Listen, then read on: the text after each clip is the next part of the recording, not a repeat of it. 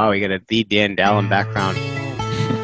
We're getting a little promotion out of the Dan Dallin. Welcome, everyone, to episode 9 of the Power Play podcast, brought to you by Power Play Sports. Episode 9, December 20th, 2021. My name is Michael Ledoux. I am the Dan Dallin. I am Cameron Dallin. And I am Trey Ledoux.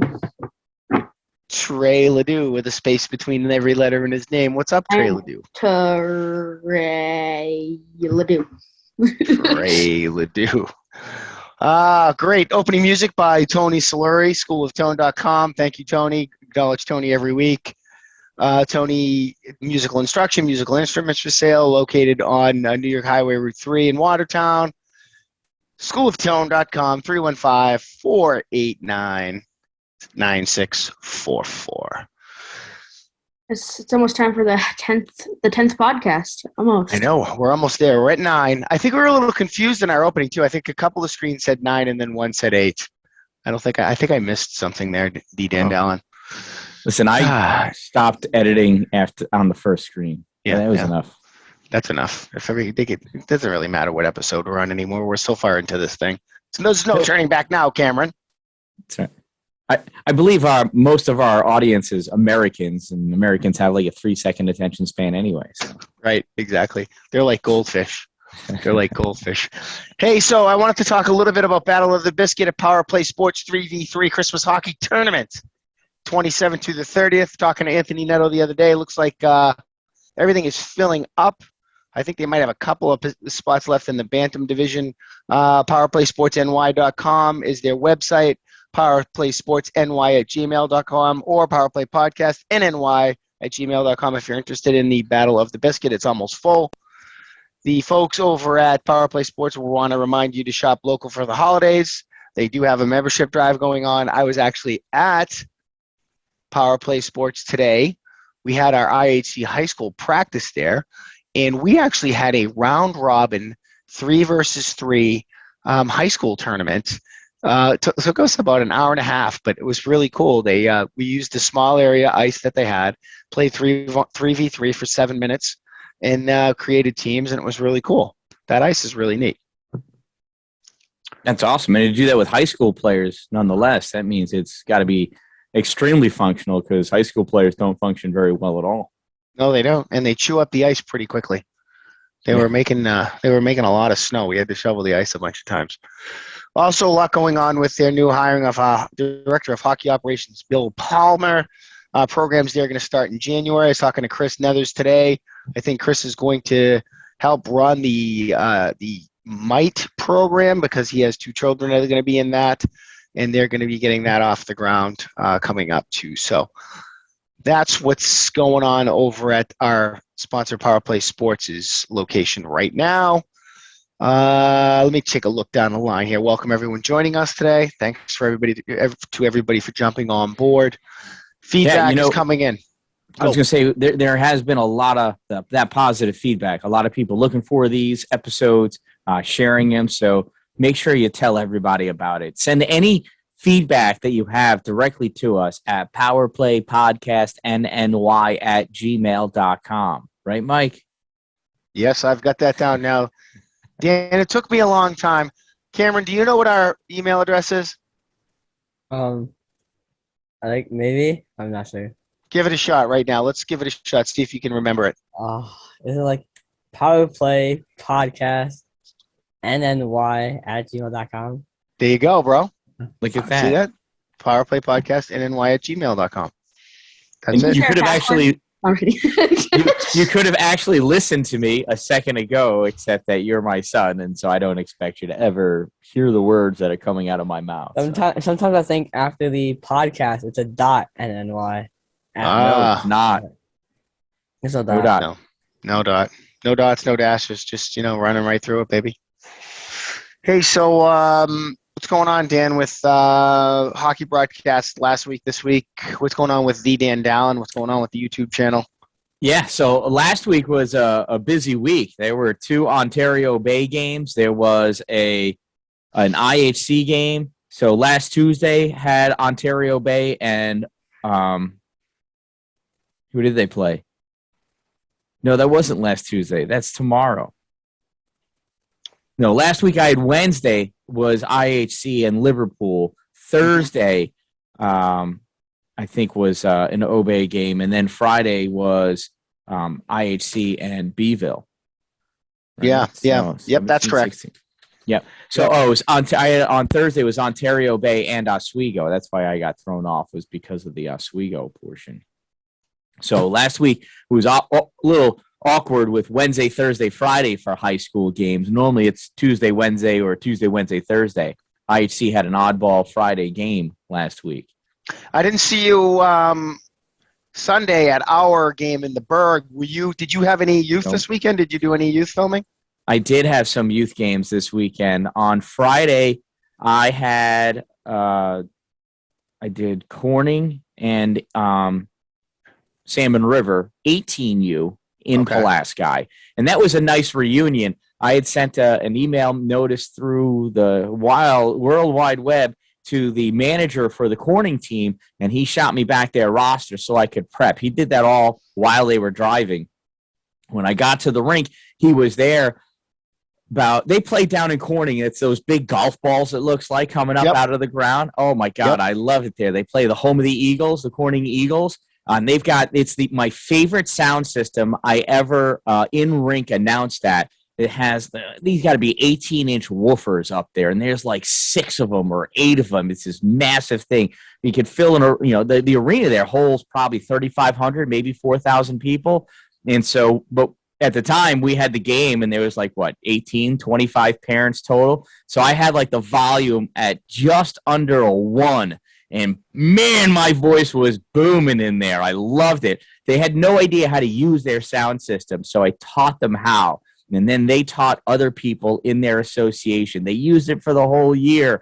And then somebody went and moved some things around. And one day, I think at the beginning of the following year, the college came in and could not figure out how to get their system back on. And so they locked it all up and didn't let youth hockey use it anymore. And I was very saddened by that when I got there. But Rob Smart, the guy from there, is the one that gave me all that access originally. And so he's the one that I was communicating with. And when he got up to the rink, he's like, wait, you're the Dan Allen, right? I'm like, yes, I am. And we recanted that whole story. And since then, he's had people watch the playback of the game, and I've got a lot of positive feedback. So hopefully we've got some fans in Corning now. Any luck? They're listening in right now. This would be the first fresh podcast. So to all of our peeps down in Corning, New York, from us to you, thank you for joining us on Power Play Podcast NY. Yeah, I'm gonna have to tag Corning. I'm gonna look for Corning Youth Hockey on Facebook, and maybe I'll tag them or do something up. That's a good idea. Yeah. That golf ball is the same thing we played. That same style that we played in up in Ogdensburg. They have that golf ball style that comes over the top. Right. Yeah. It must have been great. I saw that in the videos from Karen, and that was gold on the outside. She said you could see it in Google Maps. It's this big gold golf ball. Oh, yeah. It's freaky. I don't know. It's kind of weird playing there. Was it weird? Yeah, I don't know. It's kind of. It looked enormous. Absolutely enormous. Wait, if you poked the ceiling with a needle, would it just pop? I was asking. I don't know if it's back pressure. I don't know how those things stay inflated. Was it a soft top? It didn't look soft. I don't know if it's hard or soft. It looks like it's not like the Syracuse Dome. I don't know. We're gonna have to get a hockey architect on. The ceiling when you were inside looked very soft. Well, here's a question: when you opened the doors to go in and out, first off, was it one door or were they double doors? There was 80 doors. Yeah, I think they're double doors. Okay. There was 6 double doors, I think. Okay. Did you feel pressure as you went through? Like it blew you out outside? I don't remember. No, I remember. Because it's probably a fixed roof then. Because I remember with the old Carrier Dome, when it was that pressurized roof, when it was time to leave and you opened the door, that thing shot you out of there like a bullet out of a gun. Right. So, and that was because of the pressure of the ceiling falling down.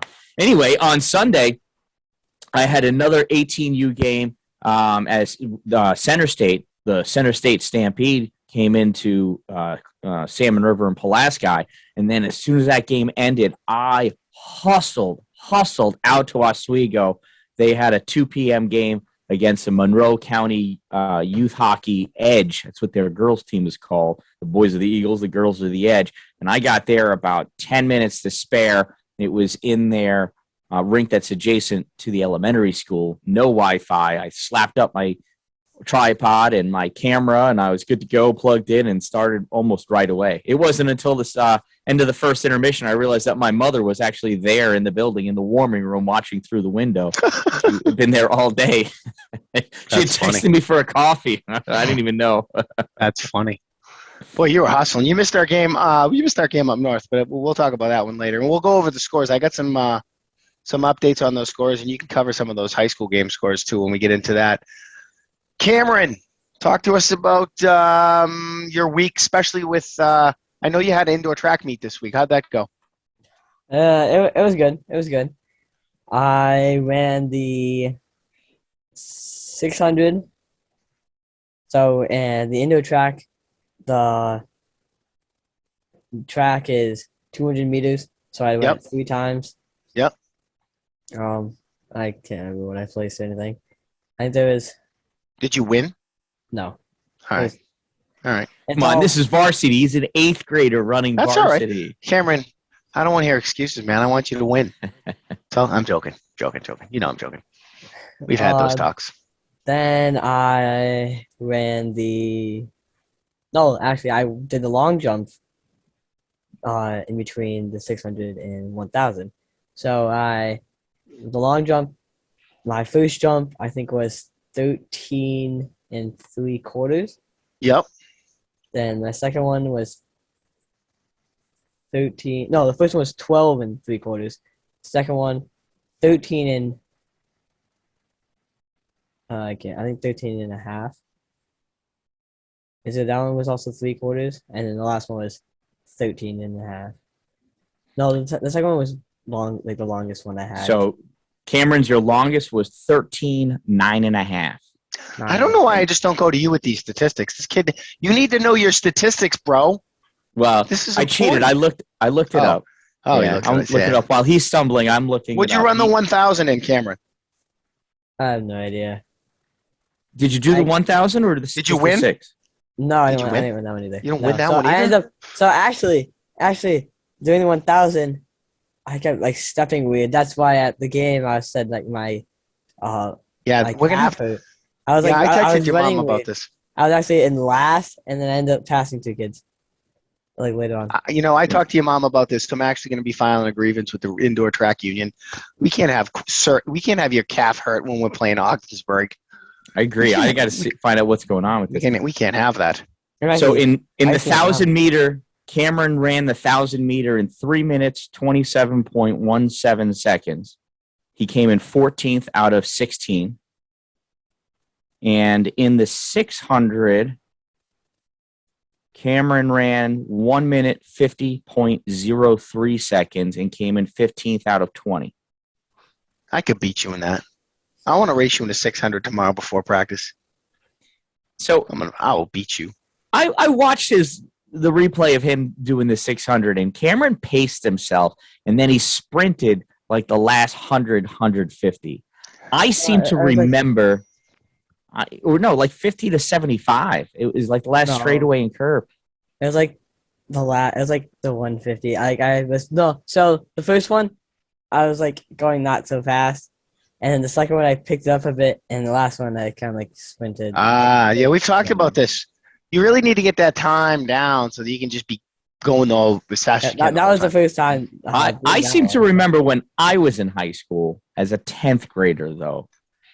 I sprinted the whole 600. I have no idea what my time was because I was not as fast as Cameron by any stretch, but I remember sprinting the 600. I couldn't see for about a minute and a half after the race was over, but that was my favorite part.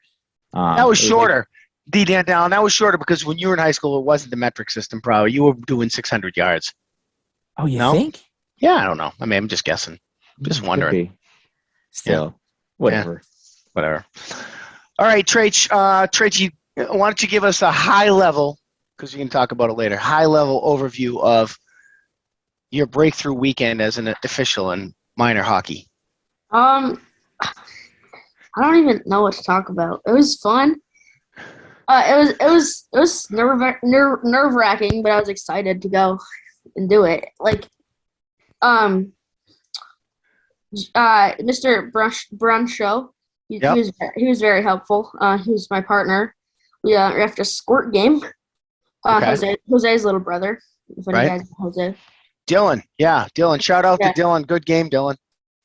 Yeah, they Watertown lost 4-1 to who did they even play? Do you remember? Yeah, They- was it Whitestown? Whitestown. Yeah, Whitestown. Whitestown. Yeah. Watertown. Yeah, they lost 4-1 to Whitestown. It was pretty close. Watertown Mhm. played with them. They just couldn't sneak one through. The goalie was playing pretty good. Yep. Yeah, I didn't call any offsides or penalties.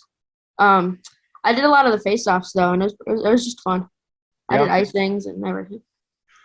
So, for those fans out there in the hockey world that didn't know this, Trey actually went through the certification program through USA Hockey for a level 1 official, and he actually got all that done before his 14th birthday because you can't officiate in New York State until you are 14 because you have to have working papers.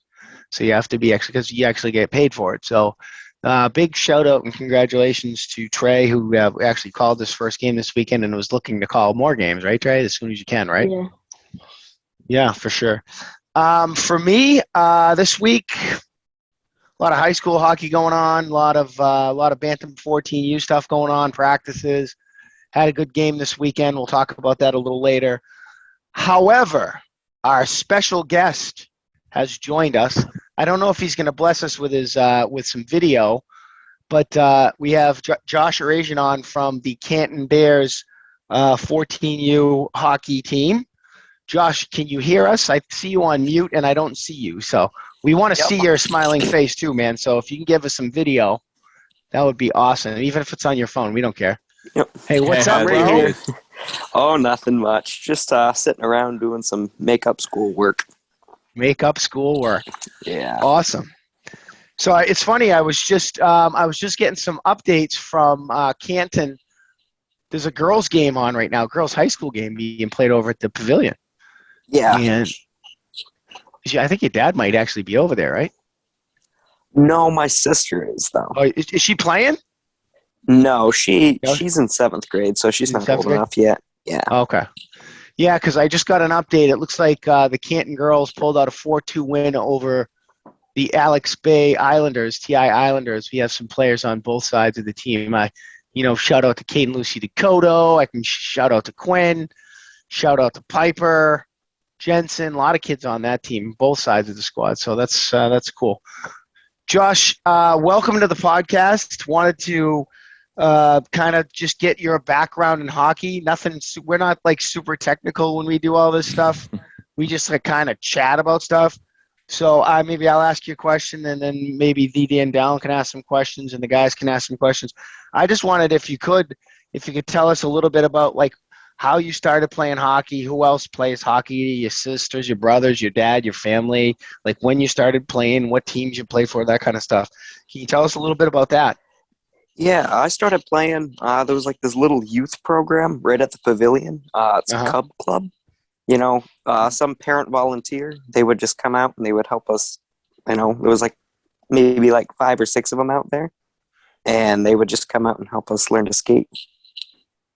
Yeah. And how old were you then? Like 5 or 6? Like mites?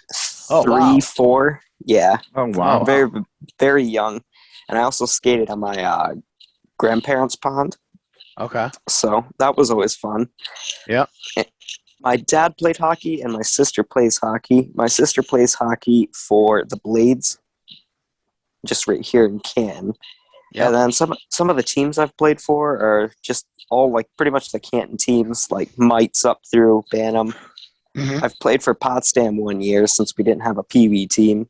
Okay. I've played a couple years for Steel, and I'm also playing varsity. This is my 2nd year on there. Yeah, congratulations on that, Josh. When I ran across your name, and we'll talk about that after, but I remember it because I'm one of the assistant coaches on IHC, and we played you guys in a scrimmage over at SUNY Canton. It was a 0-0 scrimmage.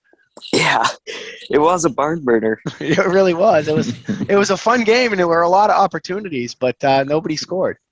Yep, none. So your dad, your mom and dad from up there? You said your dad played. Yeah, they are from up here. My dad just played. I don't actually really know. He never really tells me about that. He's more of a lacrosse guy anyway. Oh yeah, I know that. He's a big lacrosse. You're a big lacrosse guy though too. Yeah, I am. Yeah, that's awesome. Yeah. Well, hockey's pretty much lacrosse on ice anyway. So Yeah, that's exactly what I was thinking a couple weeks ago. Yeah, that's exactly what it is. I normally tell people lacrosse is just hockey on grass with bats. It's the same sport. Oh, we lost Josh. Oh, there he is. Oh, there he is. He's back and forth. Hey, let's see that Canton Bears shirt. Can we see that? Yeah. Oh, Nice. Is that the high school one? Yeah, I got That's it the other smooth, day man. since I was gonna dress for a game. Well, and that's the interesting part of our conversation right now is you were going to dress for the high school game. However, unfortunate set of circumstances occurred. Josh, you checked Trey, so he fell on you. I mean, you can't have that kid falling on you. Look at him. Look at him. Trey, say hi to Josh. Say I'm sorry Hi. for falling on you. Oh, it's all good, man. It just got all tangled up in there, and Yeah, it was just unlucky. Dude, hey, I feel bad. I was calling that game and recording it, live streaming it, and I said, like my first thought was, that kid that just checked Trey still hasn't gotten up. I think he took the brunt of it because Trey kind of landed on him. And, then when you started army crawling, though, then I started feeling real bad about it. Yeah, bro. Yeah. Yeah, I'm like, Holy bro, cow. I was right off the bat. I'm like, whoa, stop the play. And we had a break. We were going into your zone because obviously you were down in the other zone, so they were down a guy. I'm like, this isn't gonna work. This, he's hurt. yeah. So it was. So for the viewers out there in the hockey world, I'll give you a little backstory. We've had two tilts with the Canton Bears 14U this year. That's the Watertown Wolves 14U against the Canton Bears 14U. Super, unbelievably competitive games. One was for a championship and a tournament, and we went up on them, and then they came back and they got it to within a goal with under a minute left with the goalie pulled. And it was just, it was such a great game. And I was really happy because it was our home tournament and we came out on top. We recognized the level of competition was really great. We were able to get another game scheduled. Was it 2 Fridays ago? When was that game, Josh? Because you've been going to It was last Saturday. last Saturday. Yep. Yeah, during the windstorm. Oh, my God, that windstorm. Chewy. Yeah, the tree fell on the pavilion. The tree fell in the pavilion. Not only did Josh go down that night, but trees went down. So it was windy. So then we went up to have a rematch against the Bears in the pavilion, which is actually looking pretty shipshape. But usually I don't remember the pavilion looking as good as it does lately. But we went up and had a game with the pavilion with Canton, and we got out to a nice lead. I was really feeling good about things. It was 3-0. Was it 3-0? I think it was 3-0. It was 3-0. And then was it when did Second the period. play happen? Yeah, second period, like 8 minutes. 8 minutes in the second period. Josh throws a whammy on Trey. Yeah, and right along the boards by our bench, Josh and Trey go down and roll around, and the next thing you know, Josh is injured, and it was pretty nerve-wracking anytime anybody gets injured. But we could tell something was wrong with Josh. What I thought was Josh's leg. Coach Nethers and his dad and the coaches from the other team were kind of on the ice with him. I think Briggsy's dad, and we had to get an ambulance, and Josh had to go to the hospital. And I guess you could maybe tell us a little bit more about what happened after that, Josh. I don't really know what happened after that too much. Yeah, they took me to the hospital. I got a couple x-rays. They just brought the machine right in and propped this pad up, and they just did that. And they originally thought at first through the x-rays that nothing was broken. So they went and did like some CAT scan, which basically just goes around your entire leg, and it gives like a 3D model of it. And then that's when they realized that there was a break going 45 degrees through my growth plate in my ankle. And then on my other side, there's a small break on the other part of the ankle.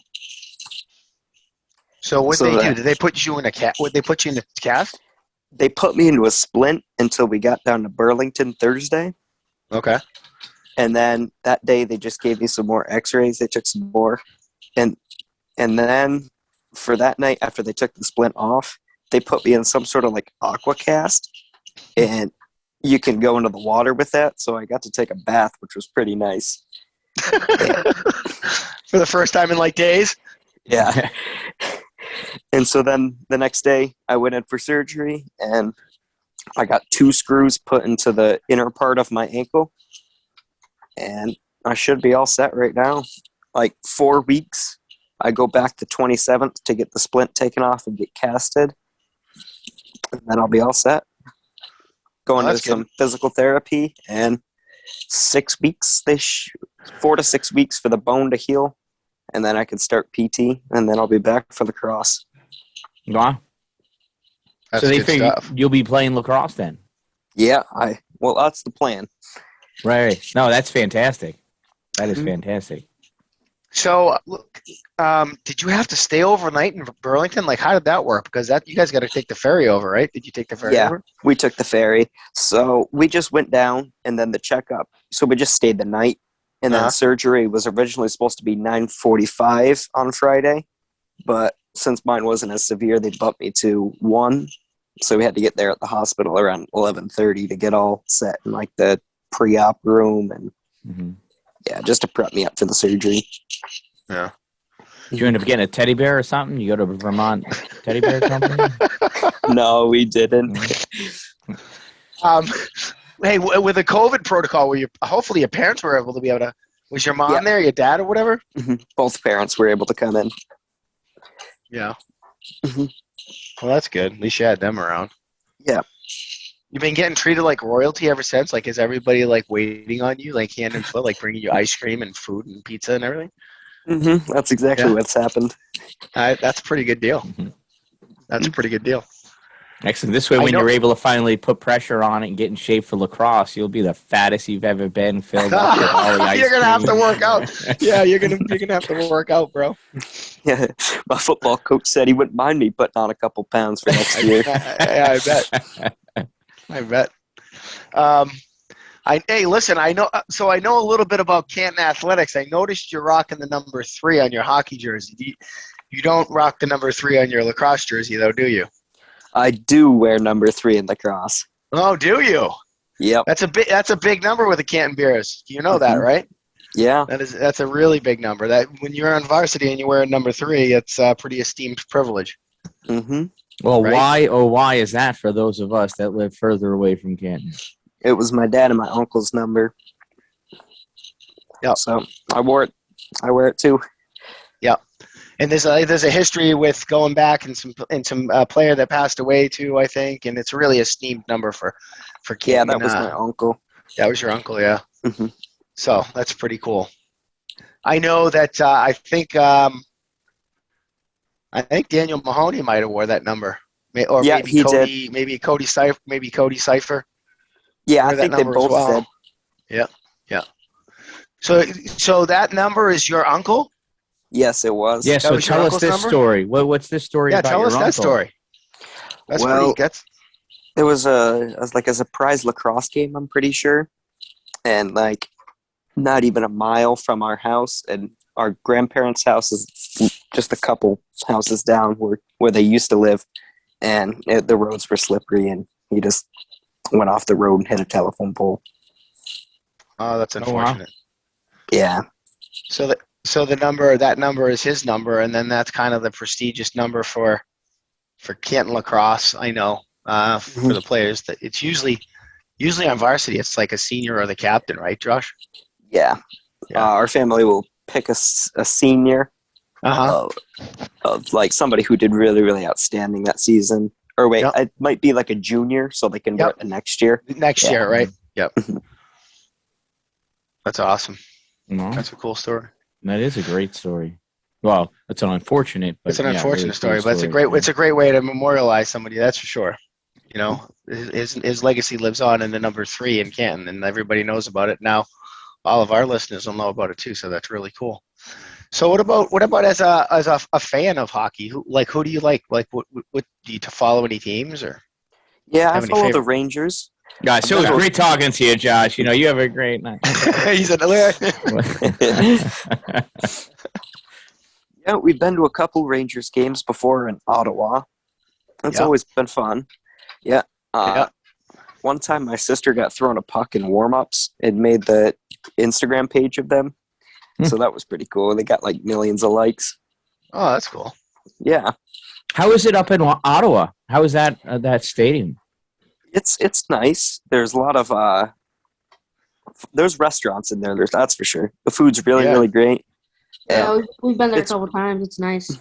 hmm Pre-game's always fun with all that like stuff they do with the lights and everything. Mhm. Trey's Awesome. Trey. They're kind of like your third team, huh? The Rangers. You like them?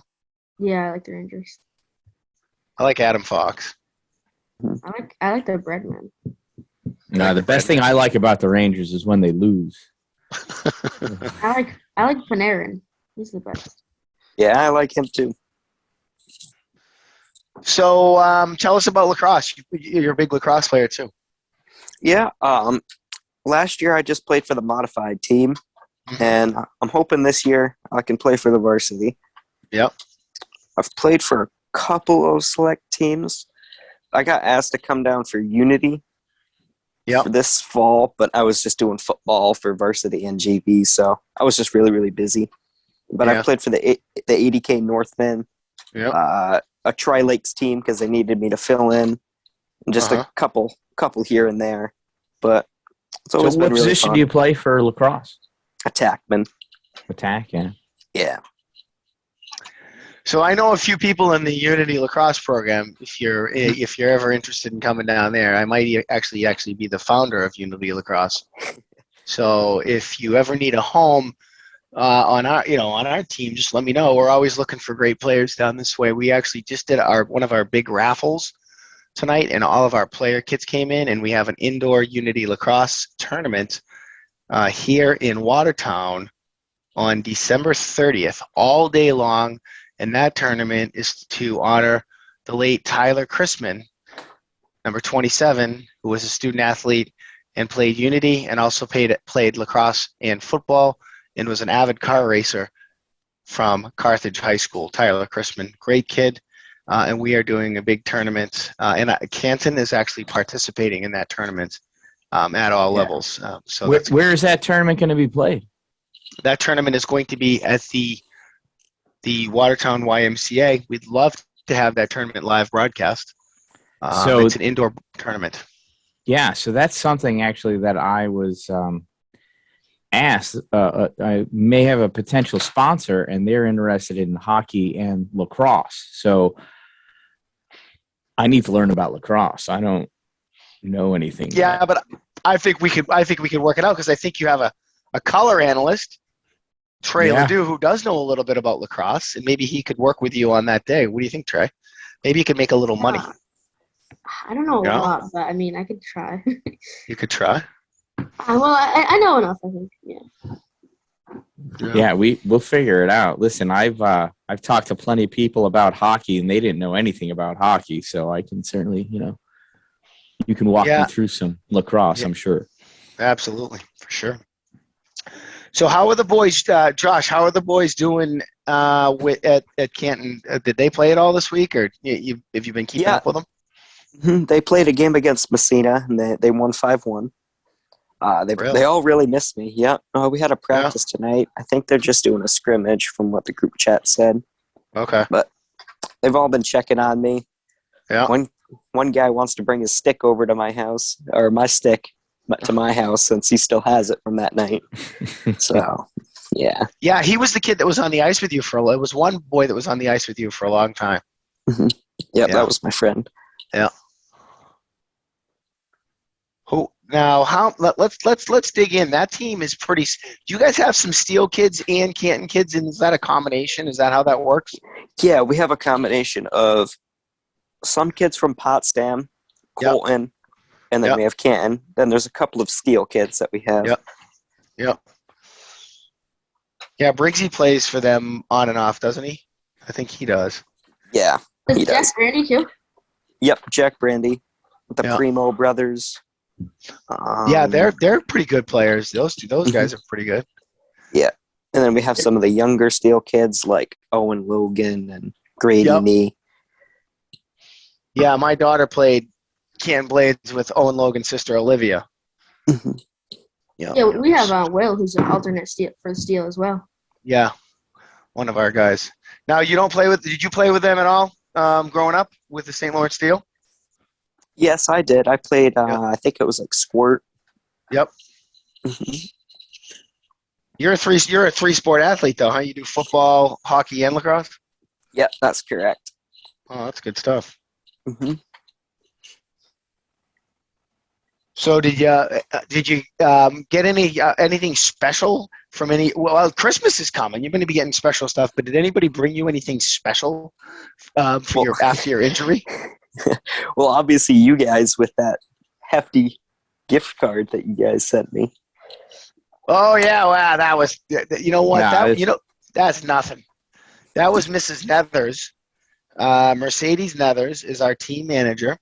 And her husband, Chris Nethers, is one of our coaches. He was actually with you on the ice. And their son, Carter, got hurt really bad in the game last year. So they really put together a nice little fundraiser to help you get back on your feet because there's not a lot you're going to be able to do now. So maybe you're going to need some, like, video games or maybe some more food. So I figure if we can do that. They've been in similar situations. Right, for sure. So... your grandfather actually reached out to us too. I think Carl, is that your grandfather's name? Yeah, that's him. He reached out and said, "Thank you. Your parents were very gracious, and it was really great staying in touch with you." I'm more curious, like, anybody from school make you something or put together like this care package for Josh or a special box for you to rest your foot on or food. One of my old friends that he used to play on our team, but now he moved. And he plays for Norwood now. He brought me some snacks and some books and stuff like that.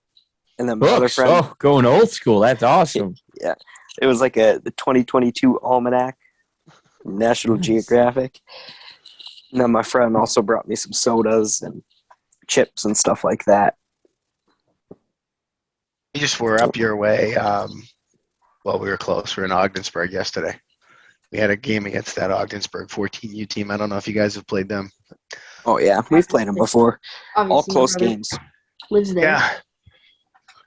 You guys, your guys beat Messina 5-1, huh? Without you. Yeah. Man, we tied them. Well, they tied us. You guys remember that game, boys? Yeah. Oh my god. They scored with 2 That's the seconds. start of the 3-1 like Oh, So, Josh, we have this three goal jinx. And let me tell you about it real quick, and I'll let the boys put in the color. So we're playing Messina, I don't know, a month ago. We're up 3-1 in the third period with a minute and a half left.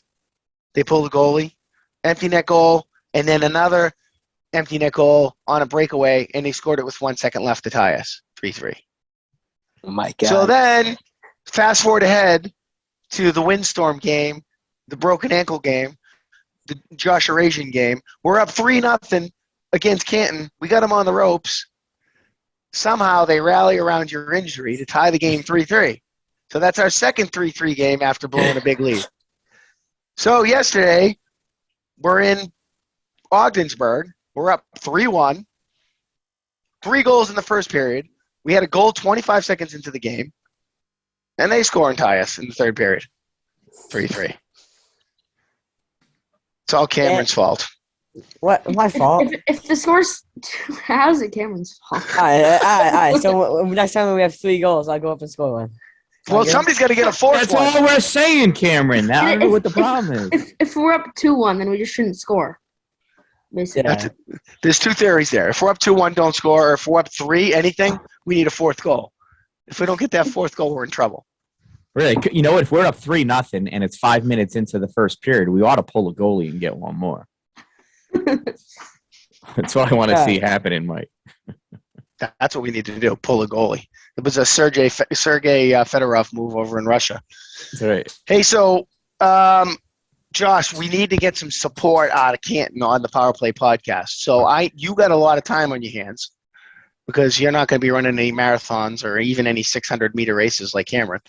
So you need to pump out when this thing goes live on Spotify, on Apple Podcast, on YouTube channel. Yep. Yeah, on YouTube. They'll actually be able to see your smiling face on YouTube if they watch the video. You need to get as many Canton people and North Country hockey fans on to watch this video and like our page because we're closing in on 400 people that like us. And we have a lot of local flair, right? We've had Moth. We had Moffat, who's coach of Plattsburgh. We had Wellesley, who's a women's coach at St. Lawrence. We're trying to get Coach Boak, who's over at SUNY Canton. Right. So if you might have any connections, we're trying to get Hool, who's the Plattsburgh coach. So you got any connections? Winningest up there girls with any coach of all too? time. I don't know why he's not returning our call, Yes. but yeah. I know. Yeah, so can you be an ambassador for us? Yeah, I can. I'll send some out. All right. Excellent. Yeah, you got an All right. Instagram page? Yep. Right. Yeah. Trey, you'll have to connect and get his Insta. Share this to his Insta. I think that's the what. I don't know how to do the Insta. Nah, I got nothing. Make sure everyone follows us at PPS_podcast_. PPS_podcast_. Correct. Yeah, I'm gonna right. have to follow that online. Yeah, Josh. Yeah, Josh, you're welcome to stay on and hang out with us for the rest of the podcast. We got to jump into a bunch of other stuff though, but you can hang out if you feel like it. Okay. I might have a couple other things to do, so I might have to stop out. But yeah. Okay. Well, I'll it was definitely really share it nice around. having you. Yes, it was great talking with you. Don't be afraid. Don't be bashful. You jump in and say anything at any time for the rest of the time that you're hanging out with us. Yeah, and if you need to jump off, that's fine. Thank you for having me on this. Absolutely. Yep. Spread the word. Let everybody know. Okay, I will. All right. Thanks a lot, Josh. Excellent. Yep. Thank you. Okay, we'll see you, buddy. See ya. Oh, that was nice, huh? Yeah, absolutely. Absolutely. So,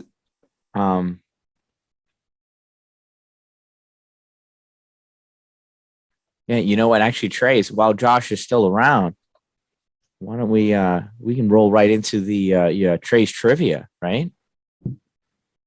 Maybe see if Josh knows some answers. Or do you want to do scores, Mike? No, I think we should do Trey's. I think we should do Trey's trivia. I'm just really hoping it's not just more of the Dan Dallins between the periods trivia. I actually have a theme here for today's trivia. It's based on the skills competition. Oh, nice. That they host every year. Okay. So some records. So first, which NHL player holds the record for the fastest player in any skills competition in history? I'm going to give you guys all guesses. Wait, fastest Is it racing, like skating? Yeah, you skate a lap, and whoever can do it in the least amount of time. Lap thing. Oh, and any of them? Like in all time? Ever, yep. Ever. Oh, God. Yeah, I'm going to say it's Dylan Larkin of the Detroit Red Wings. That's my guess. That's my final answer. McTavish. McDavid? Yeah. McTavish is a Ducks prospect. He's actually pretty good. I have no idea. All time? Dylan Larkin was really fast. Connor McDavid's really fast. Yeah. Cameron Dallin is not quite there yet. Maybe Quite. someday, though. He's pretty fast. As a He's band, got to ice his fast. calves more. I'm icing it right now. Yeah. I've been icing it for All right. a couple hours. I'm going to give you 10 seconds, Cameron. Oh, how about 5?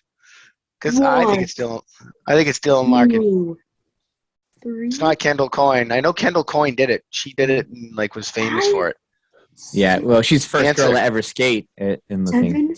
Connor Yep, McDavid. 8, 9, Yeah. I don't know. 10. Okay, final guess. Who? Come on, Final buddy. guess. You got one or no? All right, the answer is Connor McDavid. Oh, David. What was the time? I have the time actually, so Okay. I'm not prepared. 39.5 miles an hour in the 2019 All-Star Speed Competition. You looked See it up. that? Oh, 2019. Wasn't that when was that the year that Jack Eichel came second in that too? Well, you have it. Yeah, I have it. He's I got it. can't escape you. It's impossible. All right, next question. Okay. Trey's who trivia has seems the to take a record for half the hour. hardest shot in NHL skill competition history? Zdeno Chara, 113 miles an hour. 100%. 100%. All right. You have to guess the miles per hour too. 113. I just guessed. Okay. That's what I was gonna say. 113 decided right. Maybe at 113.8, No, you know what? maybe. 113.4. Here you go. The Dan Down. Do you have any guesses? Nothing any different than those. No. Well, it is the Daniel Chara, but your guys' times are way off. Your miles per hour. Really? What is it, like 127? 108.8. Oh. 108.8. But so I said You know- in NHL skill competition history, but actually in AHL skill competition history, it was actually beaten, which is By who?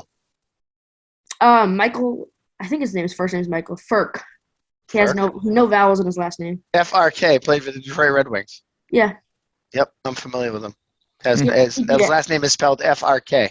I don't think that's possible in the English dictionary, but it's pretty wild. Did you have that tip?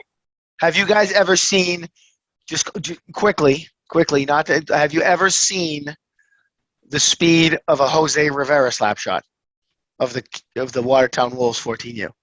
It's close to 100. Yeah. It's close to Really? 100. Really? Yeah. Is that when Check he it out. doesn't hit the ice first, but he actually hits Yes. the puck? Yeah. Okay. Yeah. Jose, I love you, man. Just making sure that you're listening to the podcast. Okay. Now for the last question of the skills competition themed trivia, who has the best record for the accuracy contest? Raymond No, Bork. that's a good one. Raymond Bork of the Boston Bruins. Just this guessed. Was the skill competition even a thing? I don't know. It's not right. I thought they had little foam targets back when he did it. Now they probably have laser. I'll give you another eyes. guess. Yeah, I'll they give got you a those hint. latest moving around. He Yeah. did once play for the Vancouver Canucks. He did once play for the Vancouver Canucks. No idea. No idea. I don't pay attention. Yeah, I got None of nothing. us pay attention to anybody who plays for the Vancouver Canucks. No. First All and right. foremost. Well, you guys can just leave then, because All right, I'll see you guys on the flip side. time to do a whiteboard All drawing. right. So what is Okay, the Who is answer? it? Who is it? The answer was Henrik Sedin. Henrik Sedin. Henrik Sedin. And he hit 4 targets or something. How does that work? 5 targets. You just have to hit them 5 as quick targets? as you can. As quick as you can. I don't have the time with me. I think it was around 7 seconds. Oh, that's pretty amazing. Yeah. Do you remember that if you ever go down to Power Play Sports, and I don't know if they have it anymore, Trey, but they used to have this big screen and you could shoot pucks at it and it had like a tic-tac-toe. Remember that thing, Trey? That thing was really cool. Yeah. And you'd hit it and there'd be like the boxes would be lit up, and every time you hit a box, would it go off, or it was the other way it'd go around? off. Yeah, it'd go off, so you could see how fast you could hit all of the boxes. It was pretty cool. Yep.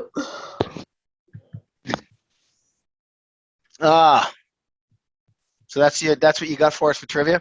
Yeah. Yeah, those are 3. Oh, those were good. I like the Skills competition based.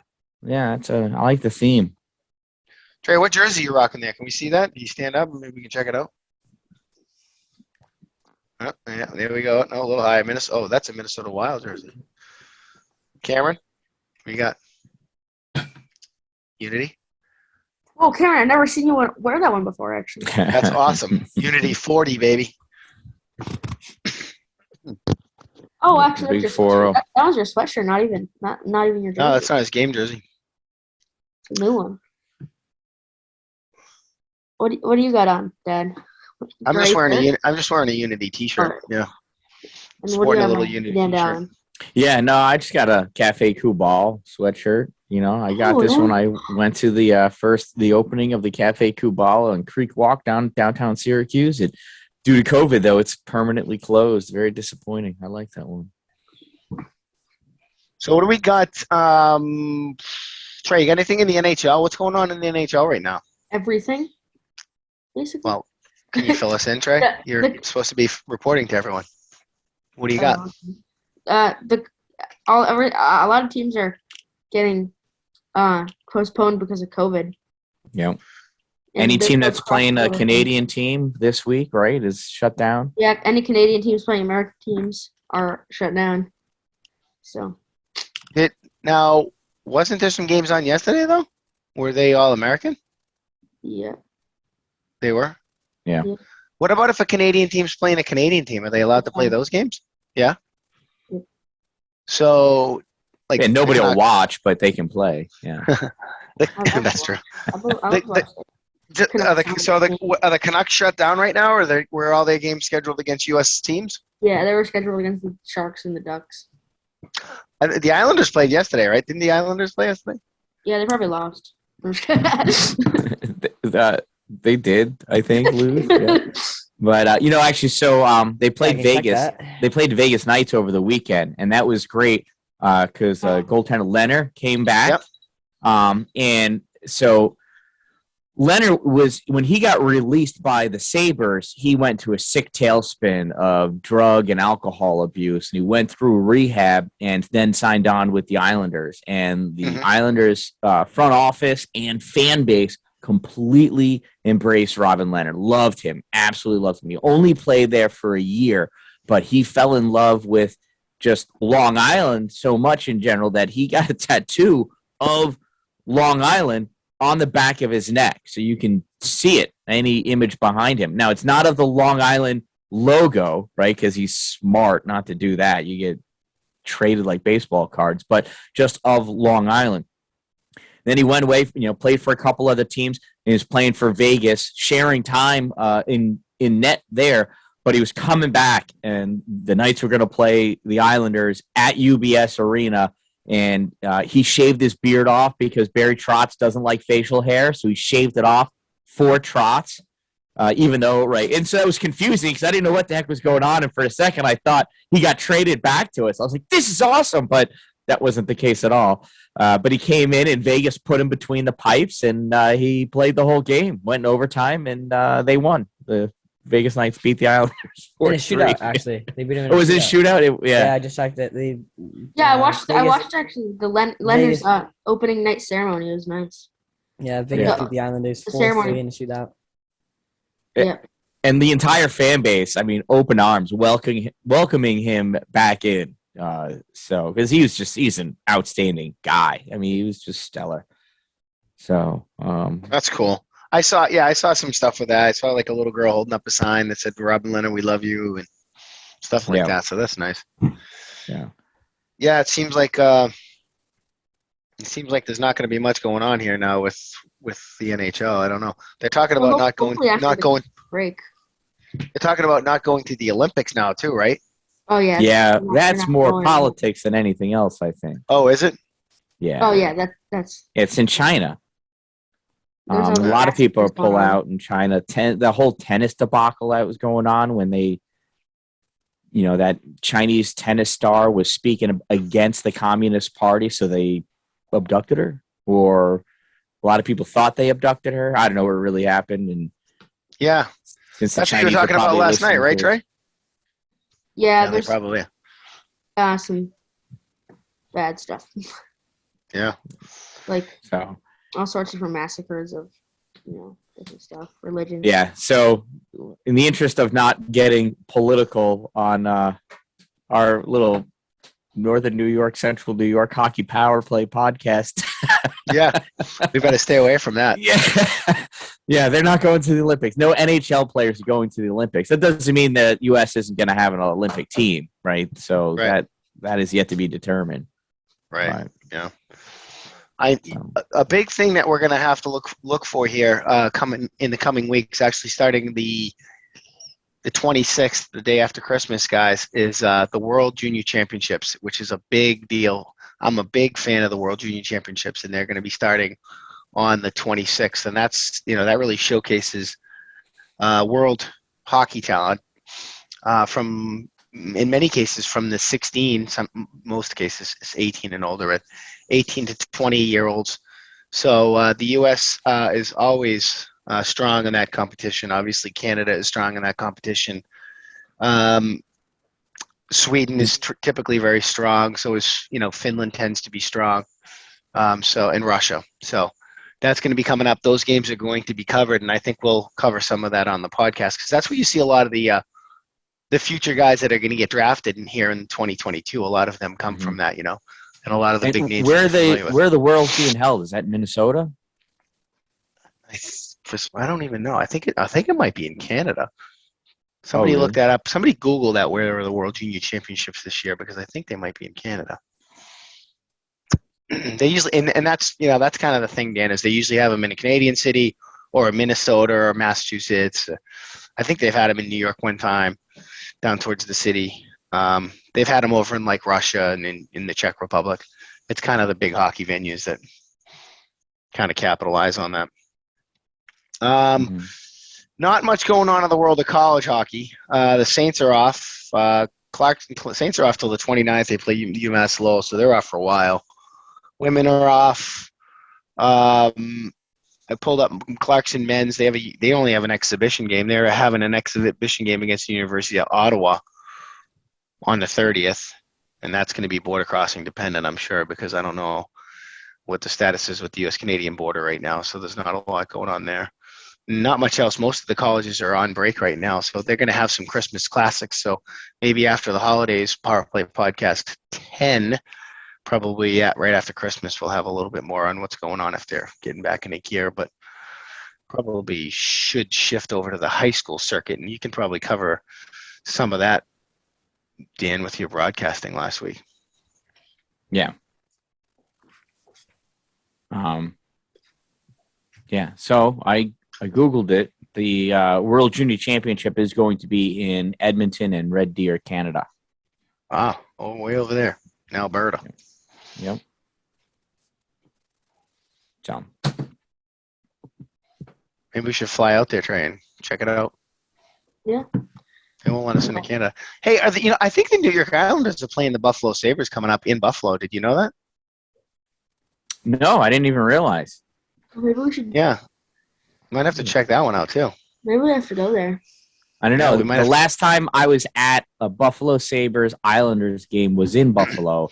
It ended up in a 2-2 tie after 2 overtimes. They didn't do shootouts, and I walked out of that one engaged. So I don't know if I want to go back, dude. Yeah, well, it's a new stadium. Maybe it could be a Dallin Ledoux family trip, Maybe we could We'll have film to see when that- from. Maybe we could film from Buffalo. Get them involved. Get the Sabres involved. They probably love to have somebody like us involved.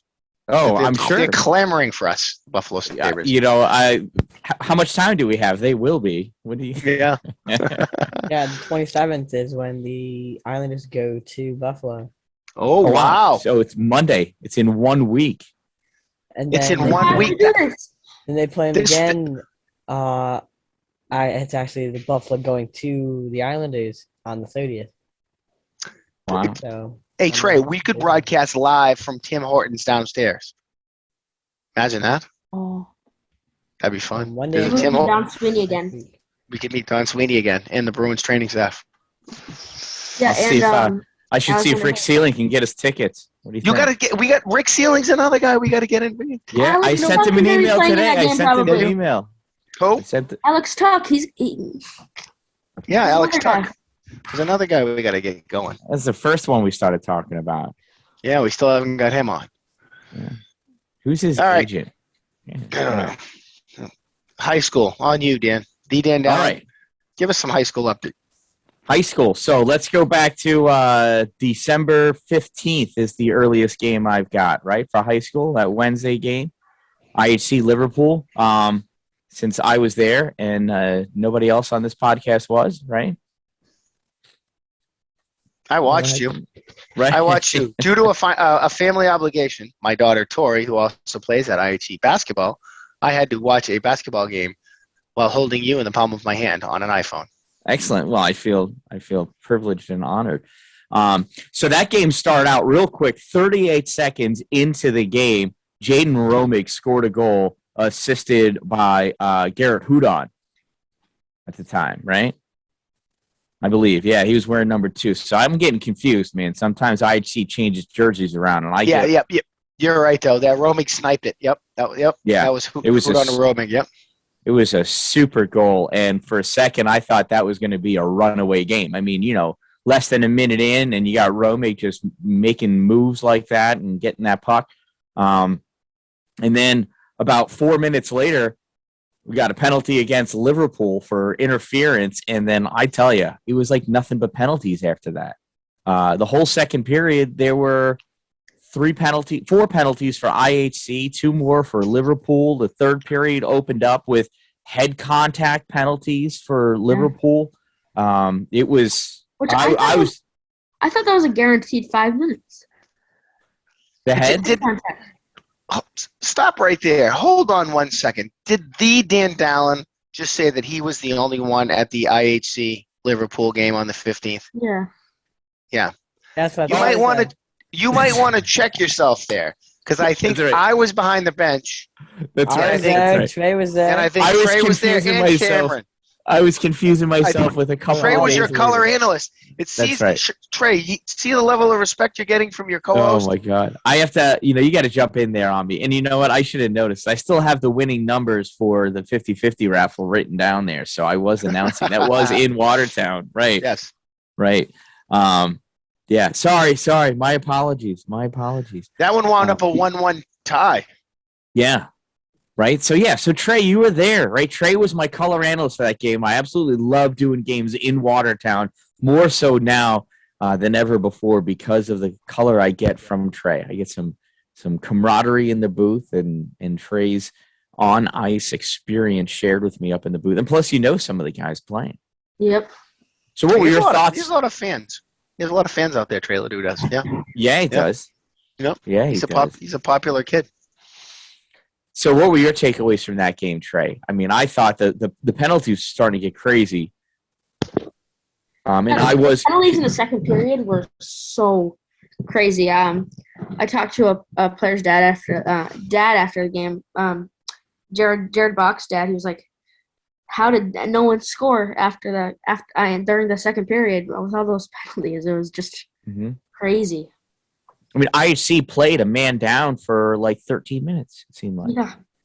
It was unbelievable. And I actually, they controlled the game. IHC, I mean, it was amazing that IHC didn't score 5 goals in that game, but they didn't. So right. And then as soon as IHC came off of being down, Liverpool was a man down for like 6 minutes. And so IHC went from controlling the game with only 4 men on the ice to not controlling the game when they had the man advantage. It was weird. Yeah, James Welch played really good. Shout out to him. He was the goalie for Liverpool. Yeah. That guy, he was good. He was, and a lot of that was his positioning, right? It's not even like he was making wild and crazy saves. He just had his body in the right spot. So even if he didn't always see the puck still bounced off of him and then away instead of loose out in front. Yep. So I always like that. I appreciate that a great deal of a good goaltender. It's not always making those wild and crazy, like Hasek style saves. It's a matter of just being physically planted in the correct spot at the right time. So, and then, so Trey, we had in that third period, right, 2 minor penalties for head contact, they said. Yep. Which I didn't understand. And then in overtime, there was a major for a head contact with 30 seconds left in that overtime period, which I thought head contact was always a major, or it's a 2 and 10, not just 2 minutes and we'll see you in just a second here. Yeah, that overtime one was on Colin Whitmore, I believe. I'm pretty sure that was on Colin Whitmore. Yep. That didn't go over well, my buddy Colin. So that one ended in a 1-1 tie. And then what'd you do the next night? You did an Obey game, didn't you? on the Yep. 16th. The next night was Ontario Bay versus the Buccaneers, and that was in Oswego, right? I believe. I don't know. I should make note of that stuff too. But Yeah, it was. Yep. It was, yeah. So, fortunately, it's nice. These city-owned facilities, while they don't always have the most cooperative snack bars, they are super helpful in the IT department because they actually have a trained IT person that I can contact, and they know how to open up packets so that I can have good access to the internet and whatnot. So I'm starting to like going there. So, but Ontario Bay and the Buccaneers, right, which incidentally was only $2 a person to get in. That would be a Buccaneer. It was a Buccaneer, absolutely. So that opened up right away. Ontario Bay scored right off the bat. Right, yeah. It was Zach Blevins scored with an assist from Owen Newton. It was a nice pass from Newton to Blevins. Blevins does his patented. He draws it across and fakes that one backhand and brings it back out to the front hand to score, or vice versa. That was just over 3 minutes in. And then after that, we had a couple of penalties, stupid penalties. One was just a technical for mouthing off to the referee. That doesn't ever go over well. And then there was another one. Actually, there was a 2-minute minor fed contact again at the end of that period. Maybe it's just a high school thing, Trey. Yeah, I don't know, because from my experience, it's always a 5. Yeah, high school has like awkward rules though. At some point, there are some things you could do in high school you can't do anywhere else. And then in the second period, though, the Buccaneers came out and just owned it. They got 5 unanswered goals in the second period. It was ridiculous. Yeah. And then Ontario Bay got another one in the third, early on in the third. No, they did not. No, that was a penalty. So Ontario Bay ended up losing that one 5-1. But they shouldn't have. They went to their heels really quickly in that second period. Never regained confidence, never regained control, and just were always playing from behind in that game. And that was unfortunate to see. Whether Ontario Bay deserved to win that game or not, I don't know, but it certainly could have been a hell of a lot closer than 5-1. That score is not indicative of the level of play that those teams are playing at right now. And speaking of not indicative, the game you followed, the score not being indicative of the play, the following night you were back at it with IHC in Beeville. Yeah. And that was the results are different than the way the game was played in that one as well. Absolutely. Trey, I could have used you calling that game too. I didn't know what the heck was going on in that second period. 1-1 after one. Really good game up until that point. It was tight. It was back and forth. The control was pretty balanced either way. And then the second period, it was both teams were playing just horrible hockey, filled with penalties. They were bad penalties. They were late penalties. It wasn't, really good. I think one parent pointed out really well, and I have to agree with them. Right? No coach likes it when you see all 3 of your forwards fighting over the puck against one wall. Right. That doesn't do any good. And both teams were there. You had like 6 players. You had all 6 forwards that were on the ice were battling over the puck on the same side. Puck came out and nothing happened. And then in the third period, Beeville just scored. They just started finding holes. They weren't. Yep. I didn't think they were good shots. Nope. They were just going in the net. Yep. Yep. And So I think they got 3 in the third, and I think it was a close game until then, and then it is what it is.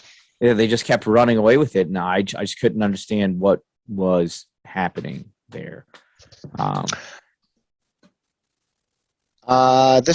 you have anything on the slate? I know that this coming week, actually, probably the day of the launch of this or shortly thereafter, IHC has a game home against Mohawk Valley. Is Obey playing before Christmas, or are they done? Yeah, they're playing tomorrow against Beeville. Okay. It's on this. Yeah. And so I was talking with their coaching staff, and they were surprised. They were like, was the score really 4-1 or 5-1? And I was like, only on the scoreboard. I said, that game, no, it was not. There's no reason why that happened. I said, Beeville is not this outstanding team. Right. Not to say they're not a bad team by any means. I don't mean it to sound like that, but yeah, they're not 5 times better than IHC. No, I think Obey's going to give them a good game. I think Obey's going to give them a good game.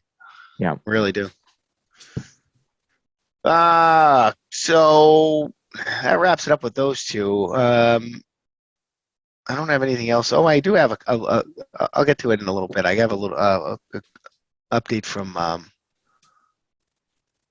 the girls' high school hockey. Let me hit some youth hockey stuff, and then we can. We're getting long in the tooth here, so I want to wrap up some of this here. I got a report from Charlie Nutting on the Watertown 12U team. Wanted to fill you guys in on that. They played the PeeWees 12U. I played Watertown Red played Clinton. Clinton scored in the first minute. Watertown was able to tie it up in the first period. And it went back and forth. Clinton tied it up with 2 minutes left, making the score 4-4. So Clinton has a good squad. They gave us good games too. And then it was 4-4 with 2 minutes left. However, Cooper Esposito, and I'm a big fan of Cooper Esposito, scored an amazing goal with 34 seconds left. Congratulations, Cooper. Cooper's another Unity player. Cooper's Tanner Esposito's younger brother, and his dad is Tim Esposito, who's a coach and involved in our coaching committee at the Watertown Hockey Association. Watertown held them off, though. They called a timeout, pulled the goalie. They got a penalty with 4 seconds left, but they were able to keep them out and won that game 5-4. So that's a big win for them. We played Clinton, and we won one and lost one, I think, guys, when we played them. 1-goal games both times as well. The gold chain, I think that's the award they get for PeeWees from Coach Rose, went to Charlie Nutting in goal. And then Sunday, yesterday, because we're recording on Monday, they had a Q game, and they played Ogdensburg also. And Oswego came out strong, scoring in first and giving the crowd a lot to be excited about. Charlie, this is a nice write-up. The game was very evenly matched, back and forth goals until the third period when Watertown dominated the game and won 8-3. A very physical game, but the players held it together. Thank you, Charlie. The Gold Chain Award went to goaltender Mikey Nichols, the goalie of the Red team. Congratulations, Mikey. Public service announcement on behalf of the PeeWee Red team in Watertown. If you are listening to the podcast and have anything to do with your association's PeeWee program, the Watertown PeeWee Red team is looking for home or travel games on January 15th and 16th, and they are willing to travel and play on January 22nd. So you can email us at Cameron. What's our email address? powerplaypodcastnny@gmail.com. There you go, powerplaypodcastnny@gmail.com, and we will get the information over to Shane Wisner, who's the manager of the Red team, and Coach Rose. Great. Watertown 14U White team report from Bray Nutting in the field. Former mullet of the week winner. I have to make sure that, well, now it's the mop of the week, but WHA Bantams played Corning, and I think they played in the Bay. They played in the Bay? I think they did. Corning scored first. Watertown tied it up. Then Corning went up. Then it got balanced out at 2-2. Corning scored 2 more to make it 4-2. Watertown pulled their goalie on a power play, so they went 6-on-4, but were not able to score. But they kept them out of the open net for 2.5 minutes without letting a goal in, but they didn't get one on their half either, so that's pretty interesting. And according to our reporter, Braylon, the players of the game were Brayton, Bradley, and Grant Harris. I think Brayton stepped up and played goal for him, actually. And then Grant Harris, he said Grant Harris skated hard. So those are some quality players. 3, we have the Watertown 14U team. That would be Cam and Trey's team. we'll go a quick overview on that. We played Ogdensburg in Ogdensburg in the golf ball dome. We don't know if it's supported by air or whatever the heck it is, but it's a really freaky place to play. And 3-3 tie. And it's one of those 3-3 ties. Cameron's rolling his eyes because he doesn't really like the 3-3 tie, do you, Cameron? Not at all. Not at all. And Next time, just go ahead, Cam. And wasn't that technically our first state Q game? Yep. Right? Yeah, because we had a state Q game But Tupperlake against dropped Tupper out. Lake, but they dropped out. So it was a 3-3 tie. Interestingly enough, the Connor Felder, and like I've said time and time again about Feldy, is when he keeps the puck on the ice, he scores goals. And I think he banked his third one in, and every one of them has been on the ice. He banked it. He shot a shot from the point, and it was a trickler. The goalie lost it, and it went right through his 5-hole. Went up 1-0, less than 30 seconds into the game. Solid first period. Nate Taylor banged one home 2-0. Nicholas, nickname should be Nicholas the Sniper Neto, snipped the top corner. Nicholas is probably on about 11 games point scoring streak right now. I think he scored a goal in like every single game that he's played in for the last 2 weeks at least. 12 team, actually. Yeah, it might be 12 team. But Nick made it 3-0, and I thought we were off and running. I was like, here we go, Oh, boys. 3-1. But Oh, that's right. It did make it 3-1. You're right, Trey. My bad. They had got a goal. Yeah. Good call. We worked hard. We played well. I think we outplayed them. I think Cameron thinks we outplayed them. We worked as a team. We just could not get the goal. I mean, we did everything. We hit pipes, crossbars, posts, goalie pads, catching gloves, and nothing broke for us. But I really feel confident that the next time we see this Ogdensburg team in a Watertown Municipal Arena, that game will probably be called live by the Dan Dallin, because that will be an event that might supersede all other events, to include Absolutely. the Olympics. We're gonna have that, baby. We're gonna come ready to play. So we'll see about that. I got a write up from the Bean. Bean and Weezer had games this weekend. If you're not familiar with Bean and Weezer, that would be Jillian, Keegan, and Estelle Stelly Dallin. Of the Oswego Lady Buccaneers, and we know them quite well. They've been visitors on the show before. Bucks lost 3-1 to the Binghamton Storm in their second Q game. Bucks' only goal was scored by Gabby Martin on Saturday. That's tough because that's a tough game, 3-1. That Buccaneers team, they're a good team. I've watched a bunch of video of them, seen a lot of the things they do, the tournaments they're winning. And then they had 2 games versus Rochester Edge. And that's a good team. That Rochester Edge team is ranked first in the state. They are an outstanding team. Watching them play in that second game was spectacular. Yeah.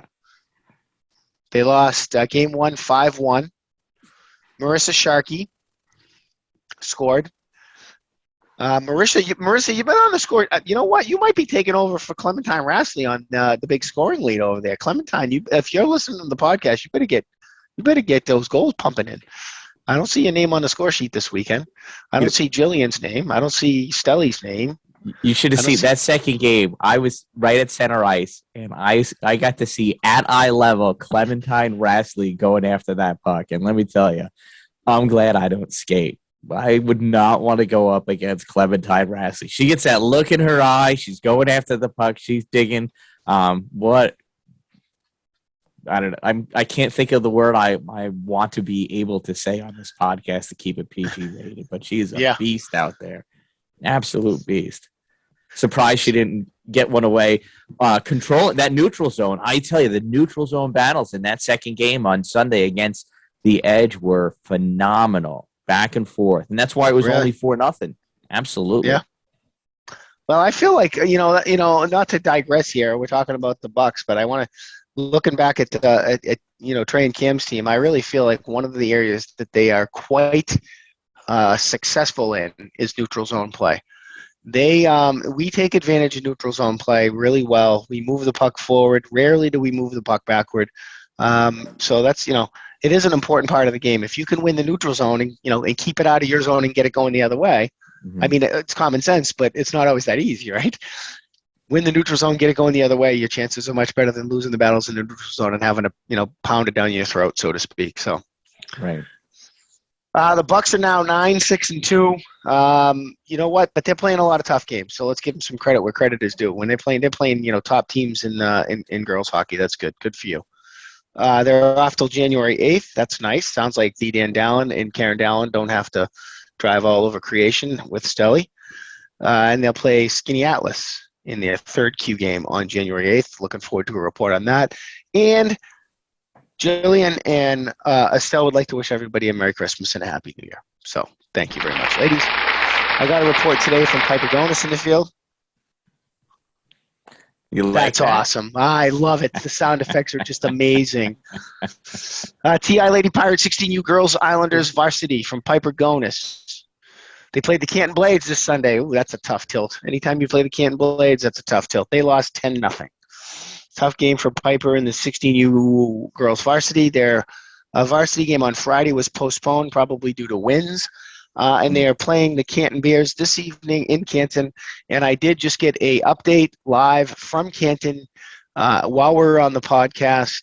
And it sounds like the Canton Bears won that game 4-1, 3-1. Over the Lady Pirates? Over the Lady Pirates, yep. 4-2. Oh, that's a good showing because that Canton High School team's pretty good. Yep. And a couple of reports, believe it or not, came out of nowhere today, guys. You may be familiar with Andre and Julian Watts. You guys know those clowns? I think so. I'm not sure if they're really good at hockey, but yeah, they're not very good at hockey, but they somehow figured out a way to get in here. So let me give you an update on the 15s versus Rochester. Rochester Coalition 2-2 tie. Shots were 25, Rochester 22, Syracuse Nationals. Second game, they lost 4-0. They were losing, 4-0. Came back in the third period to tie the game 5-5 against Rochester. Rochester outshot the Nats 41-25. Great comeback, discipline. Trey played a heck of a game. A lot of it. Trey's a solid two-way hockey player, but very good defensively. A lot of grinding in the corners. A lot of good play from him. That's for sure. Well, they got a great goaltending in the game, according to Andre and Jamie's report from the field. Playing in a tough division. They were playing against New Jersey Hitmen, Buffalo Regals. I know Julian's team played Bishop Kearney in this weekend. Bishop Kearney is the number 1 rated team in New York State. So I know they were in a big tournament. I saw Julian earlier today down at Powerplay. He was getting out there to get some practice in. So we're going to get some more reports on those two Syracuse Nationals teams. And Sophia Watts is also playing down there, but I think they might be on hiatus right now because she's playing on that Alexandria Islanders, TI Islanders team that played against Canton. So let me see what else I have. I think that might be it. You guys got anything else for us for the podcast? Looks good, yeah. Well, our contests are obviously the Mop of the Week, formerly known as the Mullet of the Week. Yep. The Mo. And the Mao. Sadly, you got a nice Mao. That's all. Mao. We got to get some people to promote the Mao. We've had 9 submissions now and 9 winners. So we are out of submissions for this week, and we would like to get it out there. And I think we'll probably put it in the announcement that goes along with the podcast that we need some submissions for the Mao, guys. We definitely need some submissions for the Mao. And then last but not least is the 92 Challenge. And as you know, the 92 Challenge is for those students who have a grade or a report card with a grade of 92 or higher, A or higher. And that's to commemorate Wayne Gretzky's record-breaking season of 92 goals in a season. And Power Play Sports will provide the winner with the choice of Howie stick wax, 2 rolls of tape, or an original like I have right here, Power Play hat. A 1 prize winner per week. And this week's winner is, let me scroll down. Can you do a drum roll? I don't have it queued up. You don't have Sorry. we need a drum. That's a good thing. Or we also need the Alex Trebek music. I don't know if we can. That might be copyrighted for Trey's trivia. Yeah, well, we're not collecting any money, so it's all right. Yeah, that's it. So the 92 challenge winner for week 9 with a GPA of 95 last semester, and what I feel is a incredible 97 average in algebra. Like I mentioned, my algebra grade looked very similar to a 97, except the 9 was flipped upside down. So they were very similar in appearance. Well, if this week's winner wants to turn that 97 into 100, I can talk to him. I love algebra. You love algebra. Yep. Instead of turn that frown upside down, it's turn that 6 upside down. So this week's winner, not to keep you in suspense, but many of you know him.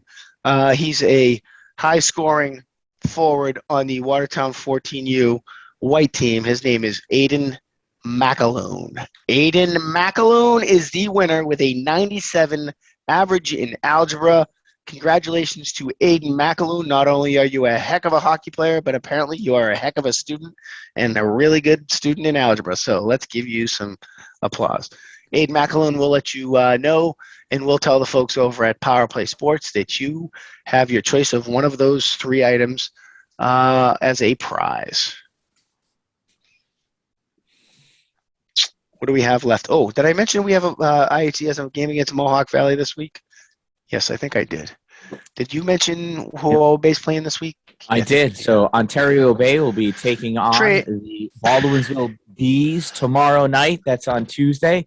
By the time this hits the airwaves, though, you can listen to the recap of it or find all of the live games at The Dan Dallin. Go to YouTube and search for The Dan Dallin, and you'll find me there. Make sure you hit subscribe, and then you'll get notified every time I got something going on. Hit that little bell, and you'll get a notification pop up. Thumbs up if you like the videos, thumbs down if you don't. Either way is fine. Just gives me feedback. I was wondering if I could do one really quick screen share before we jump off and sign off. Go for it. Here we go on a screen share. You guys, hopefully my computer stays stable enough. This is live video footage from last week. Can you guys see this? Oh, yeah. And this is your man, our co-host, Trey Ledoux, setting the nets. Trach. Setting the net with his fellow official, Dave Brancho, before the game he officiated.